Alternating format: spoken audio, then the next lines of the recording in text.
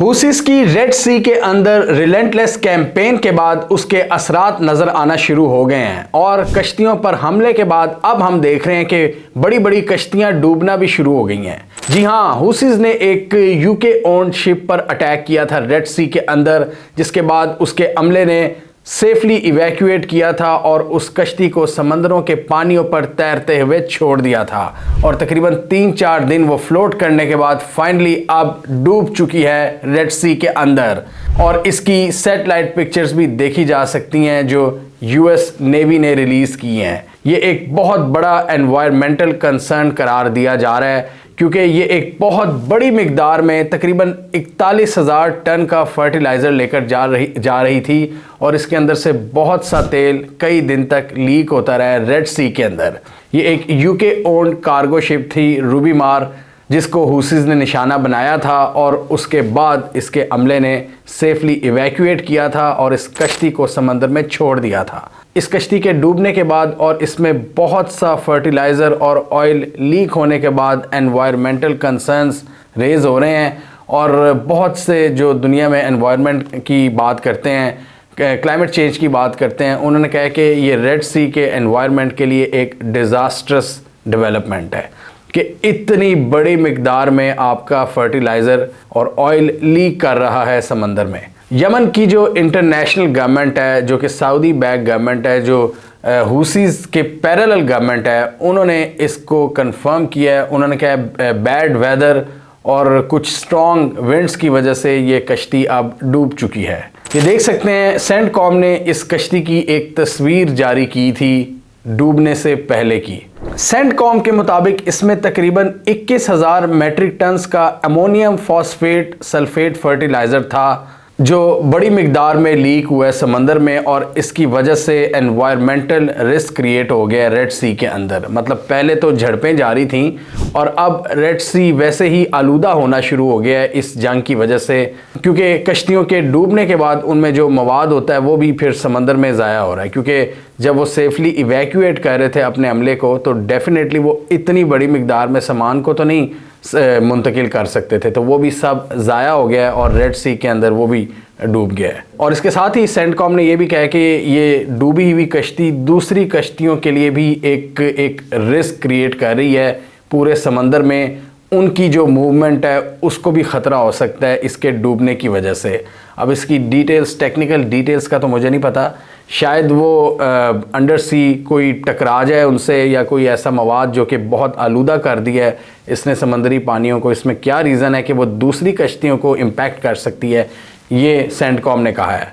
इसके अलावा यूके का जो मैरीटाइम ट्रेड ऑपरेशन सेंटर है उसने भी इसके डूबने को कंफर्म कर दिया है कि ये टोटली सिंक हो चुकी है। अब याद रहे कि ये पहला मौका है जब हुसीस के हमले के बाद कोई इतनी बड़ी कार्गो शिप सिंक हुई है समंदर में, कंप्लीटली वो डूब गई है। पहले हमने देखा था कि इनके जो अटैक होते थे वो साइड पे ये जो स्टैंड वगैरह होते हैं उन पर आके इनके मिसाइल वगैरह लगते थे, या फिर जो यूके की और यूएस फोर्सेस बैठी हैं, नेवल फोर्सेस, वो इनको फ़िज़ा में ही इंटरसेप्ट कर लेती हैं क्योंकि इनके भी जो एयर डिफेंस सिस्टम है वो पहुँचे हुए हैं समंदरों में, तो वो मोस्टली तो इनके मिसाइल को इंटरसेप्ट कर लेते हैं। और यूके और यूएस की फोर्सेस ने इनके जो स्ट्रॉन्ग होल्ड्स हैं, जो इनके पूरे सेंटर्स हैं रेडार सिस्टम, उनको भी निशाना बनाया ताकि हम हुसीस के मिसाइल पहुँचने ही ना दें रेड सी के अंदर। तो इस तरह अमेरिका कोशिश करता है कि ये कंप्लीट डिस्ट्रक्शन से बच सकें और इसमें डेफिनेटली अमेरिका एक सुपर पावर है, उसमें ये कामयाब भी रहा है कि कश्तियों को ज़्यादा बड़ा नुकसान नहीं हुआ था। लेकिन डेफिनेटली जो कमर्शियल और कार्गो शिप के लोग हैं वो तो आने से डरते हैं। ये तो अमेरिका की जो नेवी है उसको टेक्निकली पता है ना कि वो इतना नुकसान नहीं क्रिएट कर सकते, लेकिन ऑब्वियसली जब आपकी कश्ती पे कोई आके मिसाइल गिरेगा तो वो आप में डर क्रिएट करेगा। तो उस तरह के छोटे छोटे हमले ज़रूर किए थे, लेकिन ये एक ऐसा हमला हुआ था जिसके बाद पूरी शिप को इवैक्यूएट करना पड़ा था और उन्होंने उस कश्ती को डूबने के लिए छोड़ दिया था। यानी कुछ अटैक्स डेफिनेटली इनके जो एयर डिफेंस सिस्टम है वो भी इंटरसेप्ट नहीं कर पाते कभी कभार। तो यहाँ पर यही वाक़या हुआ है और ये पूरी कश्ती अब डूब गई है और यूके को एक बहुत बड़ा नुकसान हुआ है। और ये पहली कश्ती है जो हुसीस के हमलों के बाद डूबी है। ये बाबुल मंडब स्ट्रेट से गुजर रही थी 18 फरवरी को, जब इस पर हूसियों ने मिसाइल दागे थे। तब उसके अमले ने इस कश्ती को अबैंडन करके सेफली इवैक्यूएट किया था और हूसीज ने इस हमले की डायरेक्ट जिम्मेदारी कबूल की थी। इस हवाले से हूसीज का एक बयान सामने आया है। उन्होंने कहा कि इस पूरे हमले की जिम्मेदारी ऋषि सुनाक और यूके की गवर्नमेंट पर आयद होती है, जिन्होंने इजराइल का भरपूर साथ दिया है गज़ा में उनकी रिलेंटलेस कैंपेन में, और उन्होंने इस हवाले से कोई इकदाम नहीं किया और ये सारी जिम्मेदारी उन पर आयद होती है। हूसीज ने इवन ये भी कहा कि ये रूबी मार शिप को बचा सकते थे अगर गज़ा के अंदर ट्रक्स को अलाउ कर देते, लेकिन उन्होंने ऐसा नहीं किया और हमें मजबूरन ये इकदाम उठाना पड़ा। हूसीज का बेसिकली यही एक स्टैंस है कि जब तक गज़ा के अंदर वॉर ख़त्म नहीं होगी हम हमले जारी रखेंगे रेड सी के अंदर। उन्होंने कहा, पहले उन्होंने इजरायली बाउंड शिप्स को टारगेट किया था, टारगेट करना शुरू हुए थे। उसके बाद उन्होंने यूके और यूएस की कश्तियों को भी निशाना बनाया था और हम देख रहे हैं कि इनकी झड़पें होती रहती हैं। इन्होंने यूएस वॉरशिप्स पर भी मिसाइल दागने शुरू कर दिए हैं और फिर यूएस भी जवाबन स्ट्राइक करता है। और इस हवाले से यूएस एडमिरल ने कहा था कि ये वर्ल्ड वॉर 2 के बाद सबसे बड़ी नेवल बैटल है जिसमें हम कॉन्स्टेंटली इंगेज हैं एनिमी के साथ। और हम यही देख रहे हैं कि ये जो पूरी बैटल हो रही है रेड सी के अंदर, इसकी वजह से दुनिया की जो ट्रेड है वो मुतासिर हुई है और बुरी तरह से इस वक्त एक खिचड़ी पकी हुई है।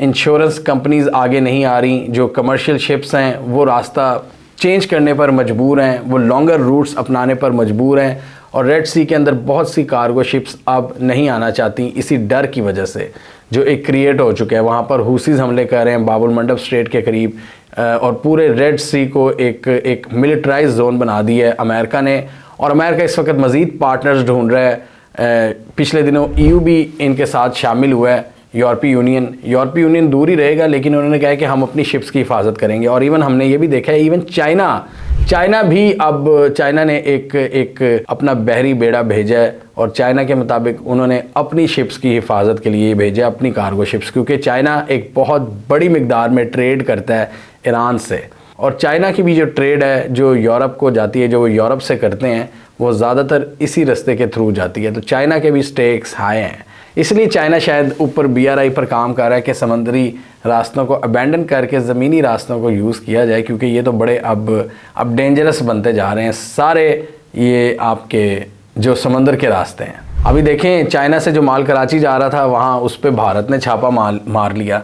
साउथ चाइना सी में अमेरिका आंखें दिखा रहा है, रेड सी में ये वाले मसले चल रहे हैं। तो इसलिए चाइना का जो BRI का इनिशिएटिव है वो उसकी वैल्यू मज़ीद बढ़ जाती है। और यहाँ पर हूसीज़ की बात करें तो चाइना डायरेक्टली इस वक्त शायद हूसी से बिगाड़ना नहीं चाहता, क्योंकि चाइना एक नई बैटल को यहाँ पर जन्म नहीं देना चाहता। चाइना तो यहाँ पर अमन कराने आया था और उसने बड़ी कोशिशें की थी और उसने सऊदी अरब और ईरान की दोस्ती करवा दी थी, लेकिन ये गज़ा जंग के बाद बहुत सी इक्वेशन चेंज हो गई है और जो अमन का ख्वाब है वो तो फ़िलहाल अधूरा ही लग रहा है। सऊदी अरब भी दूर बैठा बड़ा घबराया हुआ है, देख रहा है कि यार ये हो क्या रहा है सब कुछ। इस हवाले से यमन की जो रिकग्नाइज्ड गवर्नमेंट है, इंटरनेशनली रिकग्नाइज्ड गवर्नमेंट, उनके प्राइम मिनिस्टर ने कहा है कि ये हमारे मुल्क के लिए डिज़ास्टर हुआ है कि हमारी कोस्ट पे एक इतना बड़ा एनवायरमेंटल एक हैज़र्डस एक वाक़या पेश आया है जिसमें बहुत सी फर्टिलाइज़र इसी तरह बह गई है समंदरों में।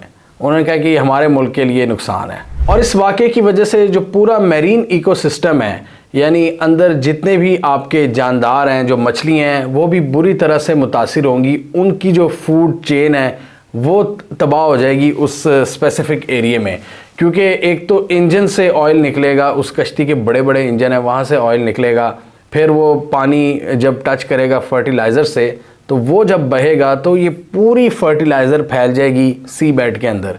इस वजह से भी एनवायरमेंटलिस्ट कह रहे हैं कि ये कितना बड़ा डिज़ास्टर हुआ है और ये उस रीजन का मैरीन इकोसिस्टम का बैलेंस तबाह बर्बाद कर सकता है। और इस वक्त US मिलिट्री के मुताबिक ये सारा जो फैलाव है ये ऑयल और फर्टिलाइज़र का, ये तकरीबन 30 किलोमीटर के एरिया पर मुहित है।